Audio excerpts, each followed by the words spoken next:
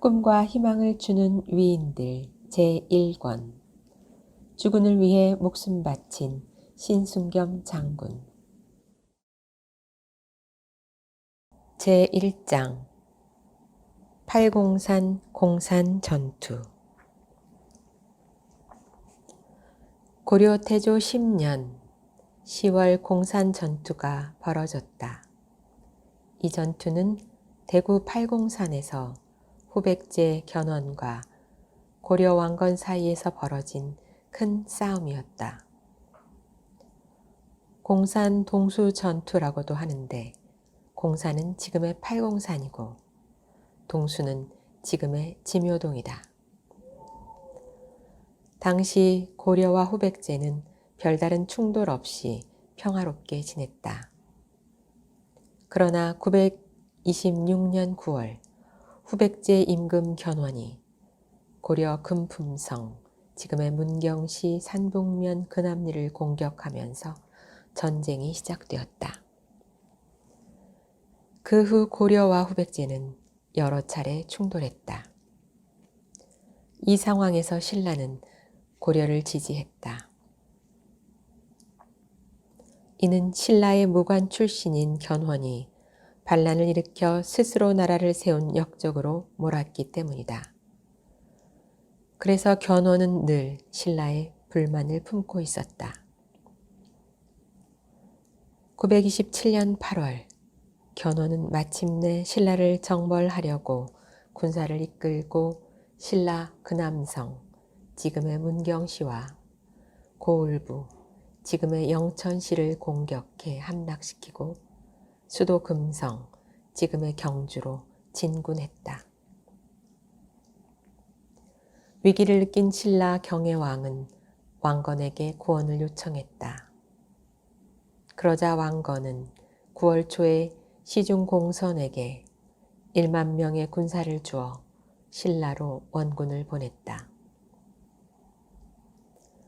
그러나 고려군이 신라 도착하기도 전에 견훤이 이끄는 후백제군이 경주를 침공했다. 이때 신라 제55대 경혜왕은 왕비, 종친, 신하, 궁녀들과 포석정에 나가 술과 음식을 차려놓고 즐겁게 놀고 있었다. 그런데 갑자기 적군이 쳐들어왔다는 소식을 들었다. 뭐라? 견훤이 군대를 이끌고 들어왔다고? 그렇사옵니다. 어서 피하시옵소서. 매우 급작스러운 상황에 경혜왕은 어쩔 줄 몰라 했다. 경혜왕은 왕비와 함께 달아나서 성 남쪽 별궁에 숨어 있었다. 함께 놀던 신하들과 궁녀, 악공들은 모두 붙잡혔다. 견훤이 군사들에게 말했다. 마음대로 약탈해도 좋다. 와! 군사들은 이곳저곳에서 보배와 병기 등을 약탈했다. 견훤은 매우 흡족했다. 왕궁으로 들어가 앉은 그가 부하 장군들에게 명했다. 여봐라, 도망친 임금을 찾아오너라. 네, 명을 받들겠나이다. 부하 장군들에게 잡혀온 경혜왕은 온갖 협박에 시달리다가 자살하고 말았다. 이에 견훤은 경혜왕의 외사촌 아우인 김부, 경순왕을 새 임금으로 앉혔다. 왕건은 견훤의 경주 침략 소식을 듣고 크게 분노했다. 우선 사신을 보내 위로하며 경혜왕을 위해 제사를 지내게 했다. 그리고 왕건은 직접 정예 기병과 군사 5천을 이끌고 경주로 향했다. 그때 견훤은 약탈한 보배와 병기, 잡은 포로 등을 챙겨 이미 경주에서 퇴각해 돌아가고 있었다. 그러자 왕건은 공산무주, 지금의 대구 팔공산에 진을 쳤다. 여기가 지금의 동화사이다. 왕건이 부하 장수들에게 말했다. 견훤은 반드시 이 길을 지나 돌아갈 것이요. 여기서 기다려 견훤을 칠 것이니 준비 철저히 하시오. 왕건이 이렇게 확신한 이유는 동화사와 파괴사가 모두 견훤 세력과 밀착되어 있는 진표율종, 즉 백제계 법상종에 속한 사찰로 신라 영토 내에 견훤 세력의 근거지였기 때문이다. 진표는 경덕왕 때 유가론과 유식론을 중심 교학으로 해서 영구 체계화한 법상종을 금산사에서 개종했다. 승려가 지켜야 하는 계율을 중시하는 것을 율종 혹은 계율종이라 한다. 또한 법상종이란 제법의 성상을 분별하는 종이란 뜻으로 오위백법을 세워 아르의 야식을 근본으로 하기 때문에 유식종이라고도 한다. 유가종 또는 자은종이라고도 불리었다. 왕건이 이끄는 고려군은 공산 동수 길목에 매복했다. 마침내 견훤의 후백제군이 나타났다. 지금이다. 공격! 공격하라! 고려군의 기습으로 진열이 흩어진 후백제군은 갈팡질팡했다.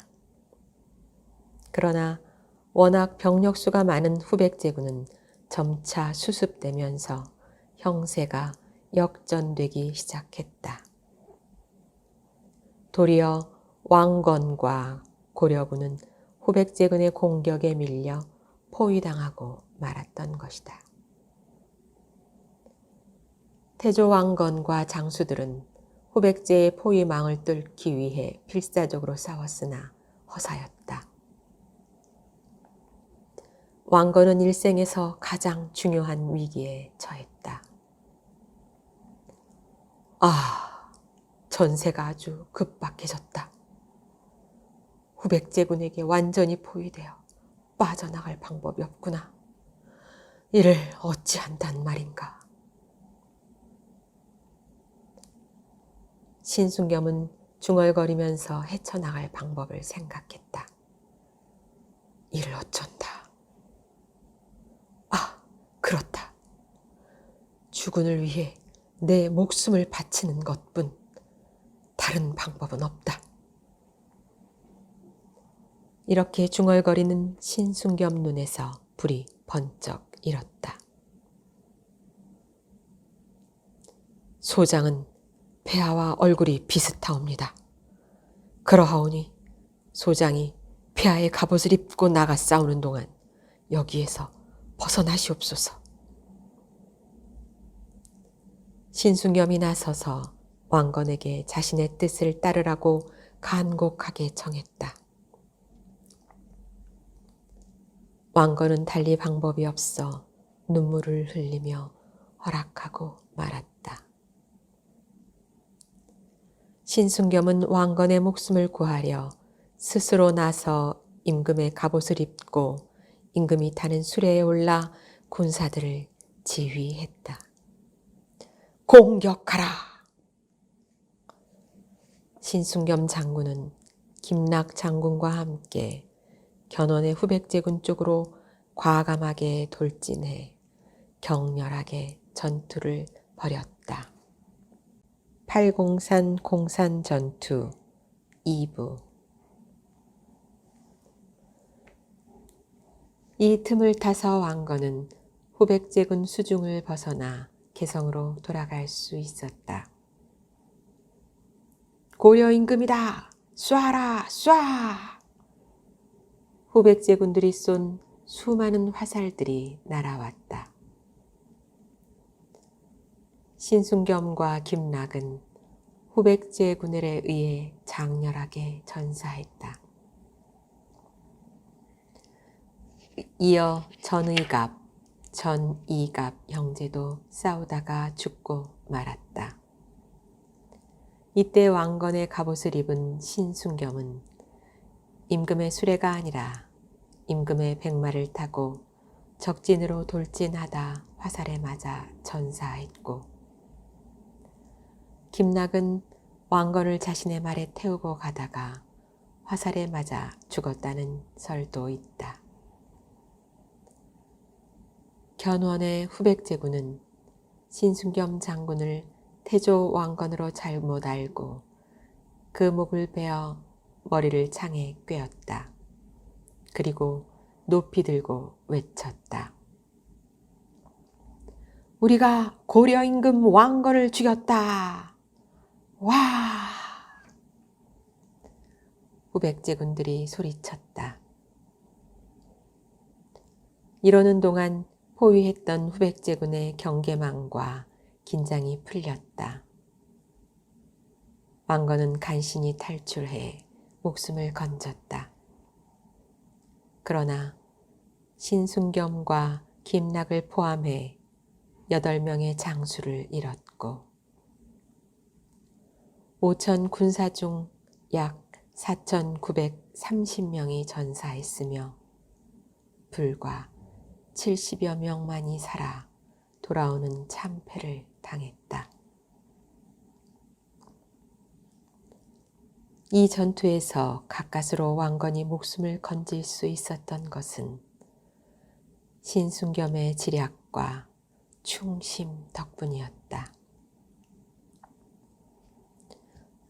또한 이곳의 마을 이름이 지묘동인 것도 신순겸 장군의 지혜가 교묘했다는 데서 유래하고 있다. 한편 견훤은 승세를 타고 곧이어 대목군과 칠곡군, 양목면 등을 빼앗았으며 고려군이 양식으로 쓰던 곡식을 빼앗아 불살라 버렸다.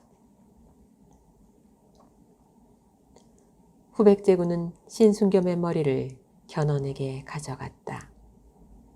아니다. 그건 왕건의 머리가 아니다.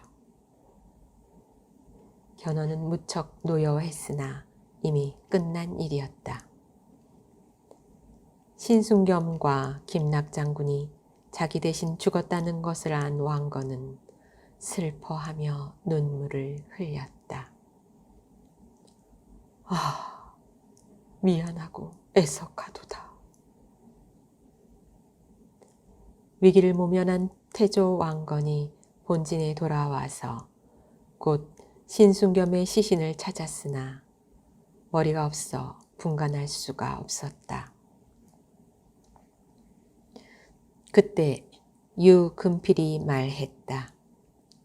신장군은 왼쪽 발 아래 사마귀 같기도 하고 검은 콩알 같은 무늬가 있는데 이것이 북두칠성과 같사옵니다. 이 시신이 그러하오니 신장군이 틀림없사옵니다. 왕건은 이렇게 목숨을 바쳐 자신을 구해낸 신순겸의 시신을 찾아내어 통곡했다. 신순겸의 시신을 찾은 태조 왕건은 목수에게 명해 후백제군이 가져간 머리와 얼굴을 황금으로 만들어 붙이자 마치 살아있을 때 모습과 같았다. 조정에 나아가 할애할 때 입는 예복인 조복을 갖추어 자리에 앉혔다. 그리고 태조가 직접 제례를 거행하고 통곡했다. 또한 유사에게 명해 장지를 광해주 소양강 비방동에 예를 갖추어 장례를 치르고 봉분을 3개 만들어 태조 묘정에 배양했다.